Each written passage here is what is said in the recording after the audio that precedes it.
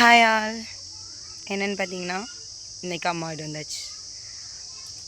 நாவப்பழம் பார்த்தீங்கன்னா நிறையா கிடக்கு. தெரியுதா? வெயில் நல்லா போடுதா,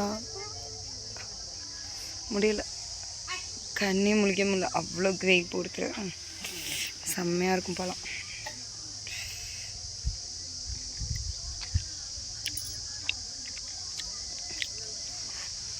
வீட்டிலே